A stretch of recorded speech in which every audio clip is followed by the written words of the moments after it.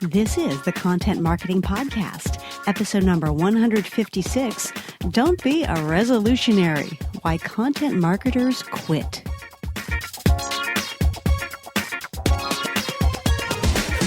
Hello and welcome to the Content Marketing Podcast.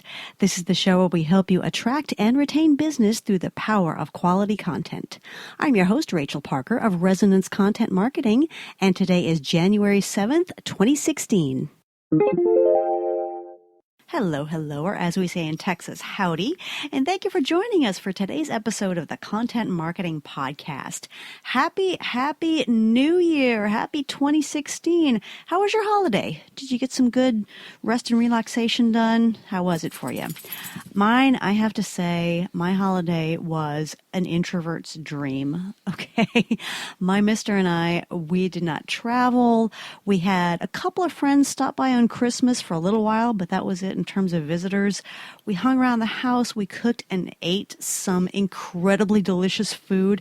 And of course, we watched a lot of football. It was divine. And I don't know about you, but I always know when the holidays are officially over because I take that sweatshirt that I've been wearing nonstop for 2 weeks straight. And you know what sweatshirt I'm talking about, don't you?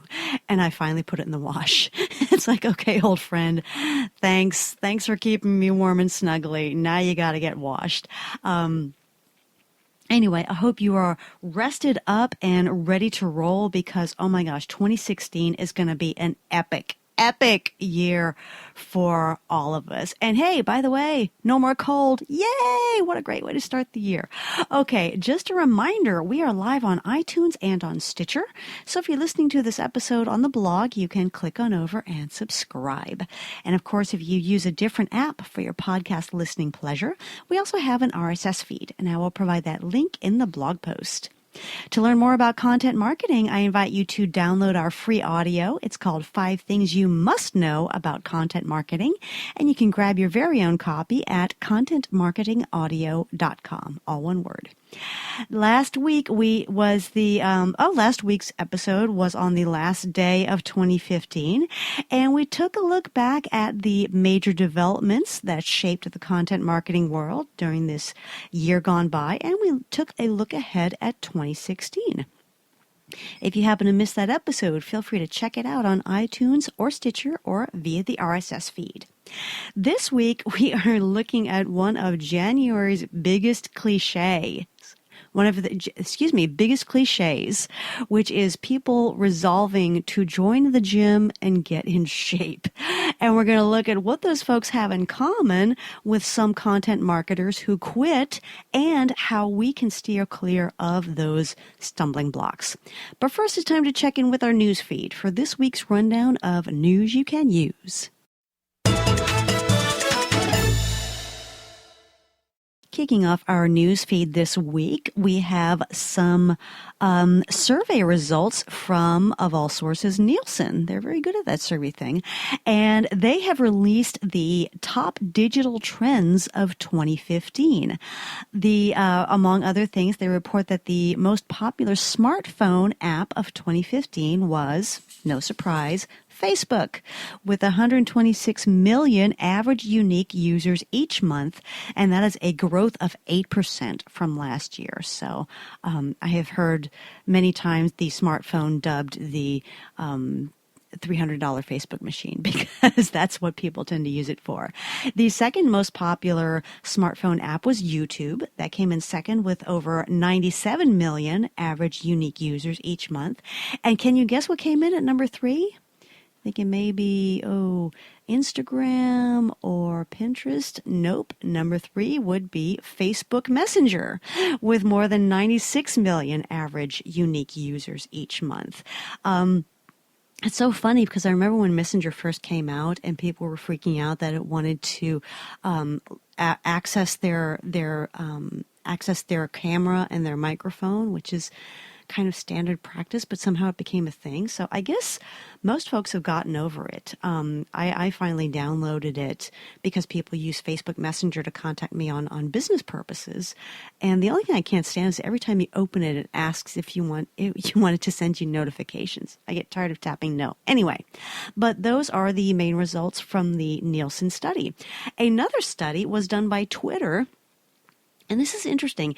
It was a survey specific to Twitter dining enthusiasts.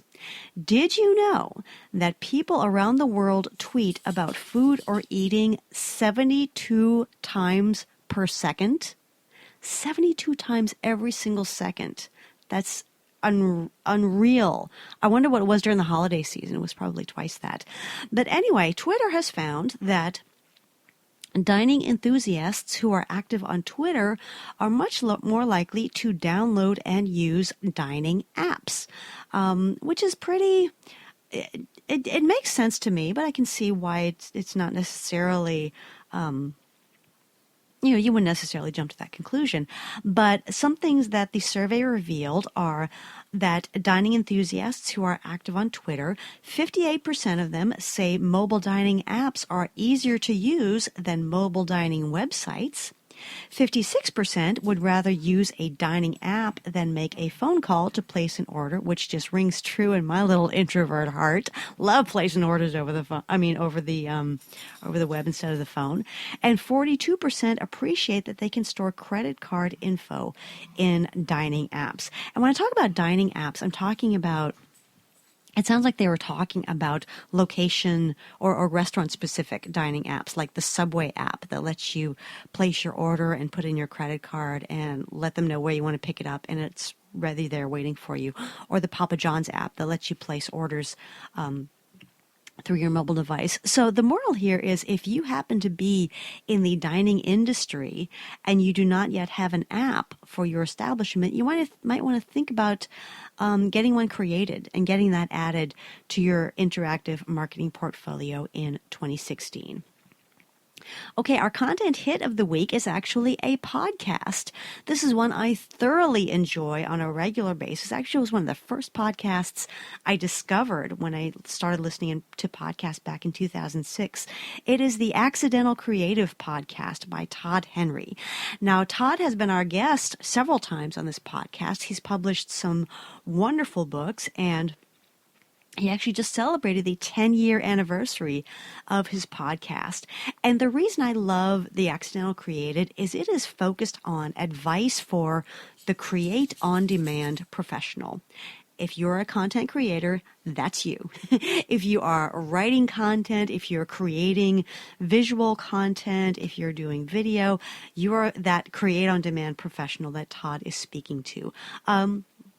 And he just gives very terrific, I'm not going to say outside the box because that is so 2013, but terrific advice that you don't see everywhere else for things like keeping those creative juices flowing, for avoiding burnout, for coming up with ideas that resonate. Love that word. And it's very accessible. It's very very easily understandable, easily grokkable, to use a sci-fi term. But I always enjoy it. So I will share the link to the Accidental Creative in the blog post for this episode. Okay, that's it for this week's update. If you stumble across something you think might be of interest to your fellow content marketers, please tweet it on over to us. Our Twitter ID is @ResonanceCONT, and we will be delighted to share it with the rest of our peeps. Now it's time for this week's Spotlight segment, Don't Be a Resolutionary, Why Content Marketers Quit. Something you may know about me is that I am quite the gym rat. And yes, I wear that title with pride. I have been a serious exerciser for almost 5 years now. And I go to the same gym. I work with a trainer. I'm there 4 to 5 times a week at least. And my fellow diehards and I have to admit, we sort of cringe when we see January roll onto the calendar because there is an influx of people, and we call them resolutionaries. Okay, these are the folks who have made it their New Year's resolution to get to the gym and get fit.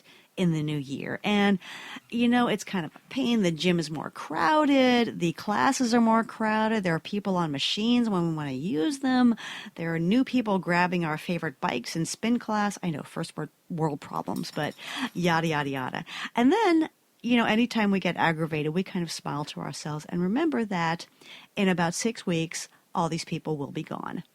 And I say that not to be snide and not to be snarky and not to criticize. I say it because it's the absolute truth. Every single year, by the end of February, the resolutionaries are gone and the gym is pretty much back to normal. And to me, it's sad. We joke about it being aggravating, but I would love to see these people continue their fitness journey. But, by the end of February, beginning of March, they have all reverted back to their old ways and given up on their resolutions. So I was working out one day. Actually, it was on New Year's Day. It's funny, I left the house and told my husband I was going to the gym. He said, "Oh, are they open today?" I said, "Are you kidding? This is like their biggest day of the year."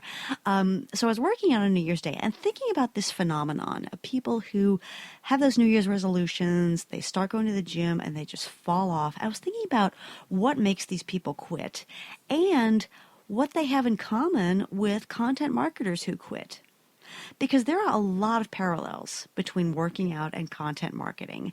They both require conscious, deliberate application of effort over time, and they both tend to attract people who are looking for a quick fix.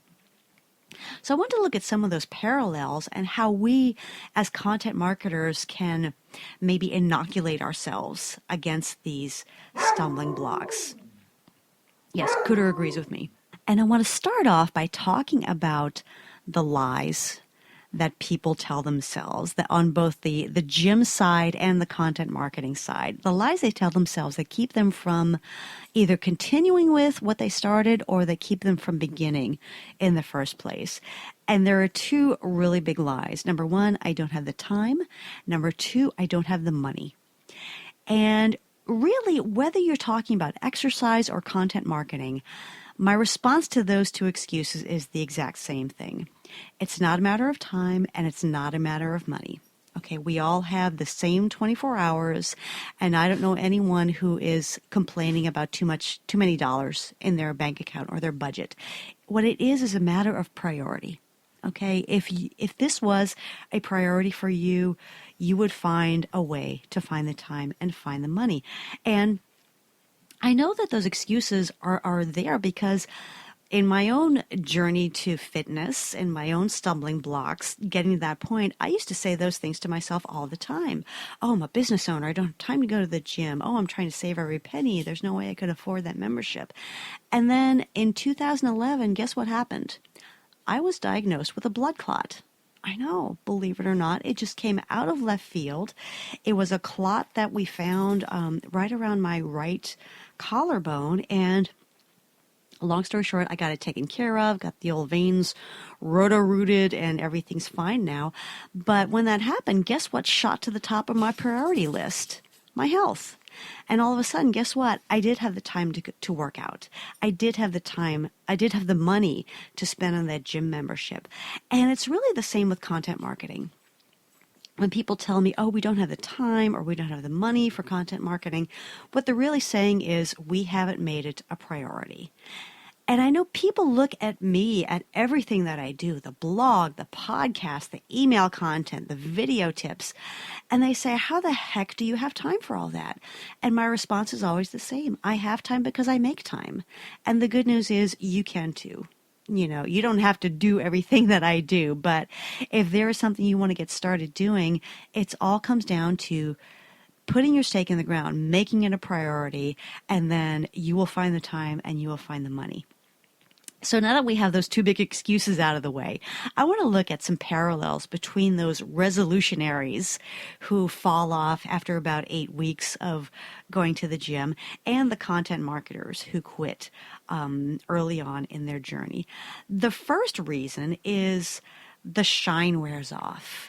when you decide to get in shape, you join a brand new gym. Everything is new and shiny and crisp and fun. It's a new experience. You're getting to know new people. You've got new things to learn. You've got probably got some new gym clothes, right? You ran out and bought some. We've got new toys. Maybe you got a Fitbit for Christmas, and it's all new and shiny and exciting. And then at some point, I'd be willing to guess, probably around that 6-week mark, it's no longer all new and bright and shiny. It's just a routine that you have somehow talked yourself into signing up for. And we have a parallel in content marketing. When we decide to jump on board and get into this thing, we do have new stuff and new toys. We're learning, we're listening to podcasts about content marketing, we're reading books, discovering new tools and new apps to help us in our journey. We're talking to people about it. And then after a while, the newness wears off and it becomes a routine. So how can we not allow this to become a stumbling block? And really, as content marketers, the newness doesn't have to wear off. We can keep growing. We can keep learning. We can keep exploring new approaches. So, a way to steer clear of this is to keep a point of consciously, as I say in marriage counseling, keeping the magic alive, right? So instead of looking at content marketing and wondering, why aren't you exciting anymore? We can consciously make it exciting and keep it exciting. We can keep going to webinars. We can keep going to conferences. We can keep reading new books. We can keep having discussion groups and engaging in LinkedIn groups and keep learning and keep growing. And if we make a commitment to doing that on a regular basis, we can keep that magic alive for, actually forever, actually. So when it comes to that shine starting to wear off, we can make a conscious effort to keep that newness and that excitement going. The second thing that happens in both the gym and content marketing is the payoff slows down. And what I mean by that is when you first start going to the gym, first start getting in shape, those initial results come pretty quickly. If you're looking to lose weight, you might lose 3 pounds or even 4 or 5 pounds that first week. Or if you're looking to gain muscle, you may run your hand over your shoulder and go, oh, wow, I've got deltoids. That's amazing. If you were working out to raise your energy level, you may notice that you're waking up earlier and it's easier to keep up with the kiddos, things like that. And then things kind of normalize and you've got that initial boost, that initial woo of things paying off. And then it levels off. So instead of losing 4 pounds the second week, you might lose 1 pound or maybe even a half a pound. And something similar can happen with building that muscle or raising that energy level. And in content marketing, our payoffs slow down as well. Sometimes when we first start blogging, first start doing that email content or that social media, we tend to get a big boost right away. There'll be a big boost in traffic, a big boost in engagement. People are seeing you out there. People are congratulating you and commenting and sharing. And I could say that from personal experience because when I first started doing webinars, the first 1 or 2 with my limited promotion, I promoted somewhat, but not really aggressively. I was getting 50 plus registrations, which for me was pretty darn good. And I found that no matter what I tried, as I did those webinars from month to month, I could never get back to those levels. Even when I addressed a similar topic, I could never get back to that 50 plus registration mark. And I think it's because what I was seeing was that initial boost of something new and exciting, and then people got used to me doing them month after month, and they kind of fell off. So how can we steer clear of that leveling off becoming a stumbling block? The best thing we can do is be ready for it. As they say in the financial industry, past performance is not an indicator of future returns. So it's great that we get that initial boost. That's the jolt we need to jumpstart. But we need to know that there could be a dip coming after that surge. And it's not necessarily because our content is bad or because content marketing doesn't work. It's just something that happens sometimes. And so The best thing we can do is just keep our focus on that long-term horizon, keep doing what we do, and keep building that foundation of trust with our audience. And the third reason people fall off in both scenarios is we at some point decide that it's just taking too long. So someone sets out to lose a certain number of pounds or to gain a certain amount of muscle or to achieve a specific goal. They start off knowing it's going to be a long-term commitment. They accept it. They will tell you time and time again, I know it's not going to happen overnight. I'm committed for the long term. And then the rubber meets the road. They're slogging it out of the gym week after week, and they get frustrated because they haven't yet gotten to where they want to be, despite any progress that they've made, so they quit. And on the content marketing side, I will tell you every time I work with a new client, we have the talk. Okay? I sit down and explain to them this is a long-term investment of time, of effort, and if they'd hire me, yes, money. And some clients, I can almost always pinpoint which clients are gonna be there. They say they get it. They promise me we're in it for the long haul. We're out to build relationships, et cetera, et cetera. And then they're the ones saying, I've had this blog for 3 months and haven't gotten any business from it. Forget about that. So how can we avoid having this become a stumbling block? First of all, we need to be clear on what our results look like. And we need to understand and remind ourselves that the purpose of content marketing is to build relationships. It's to build a foundation of trust so that when you do come on with your marketing message, people are more likely to sit up and listen. And that reminds me of a client who I once had, who I do not have as a client anymore, but they're saying, yeah, we're doing this e-newsletter and we're doing these email blasts, and we get a lot more orders from those email blasts than we do from that e-newsletter. So we're just going to do those from now on. Yeah, facepalm. Tried to explain to them that it's probably because of the e-newsletters that people are even reading the email blasts, but that was going in one ear and out the other, unfortunately. So we need to know what our results look like, what our goals are. Second, we need to settle in for the long haul. We need to remind ourselves and our team that content marketing is not a campaign and it's not a gimmick. It's a commitment. And it is one that does not have a finish line. It's one we have to keep showing up to day after day, week after week, month after month, and we will achieve those goals. So that is my take on the resolutionary's journey and how it relates to our journey as content marketers, and more importantly, how we can steer clear of some of those same stumbling blocks that has people falling off from their resolutions to work out in the new year. So if you have any questions or want to add to the conversation, I would love to hear from you.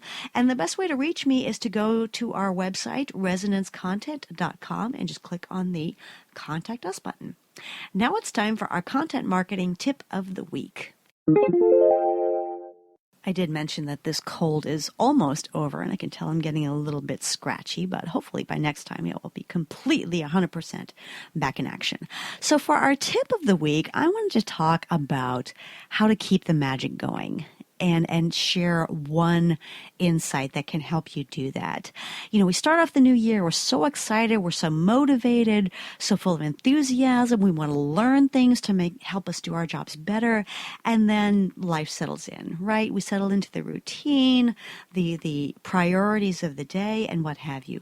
And one thing that you can do to keep that enthusiasm going is to make learning and sharing a part of your weekly routine for your team. So one thing you might want to do is at your weekly team meeting, ask one team member to share something valuable with the others. It could be a tip that they learned. It could be a trend that they've heard about. They might want to share a new podcast or a new blog they discovered or a book they want to recommend, or maybe a new approach that they learned from a webinar or when they attended a conference. And this is going to help keep things fresh in your team. It's going to keep your team involved. Not only are they going to commit to continually educating themselves because they might be the ones called on for the next meeting, but they also take a role in educating the entire group and taking responsibility and having accountability for the entire group growing and learning as content marketers. Give it a try. For one thing, you'll find your team meetings will be much more interesting, and your overall team intelligence will increase because you'll be sharing those nuggets of wisdom, and you'll also be able to keep that beginning of the year enthusiasm going all year long.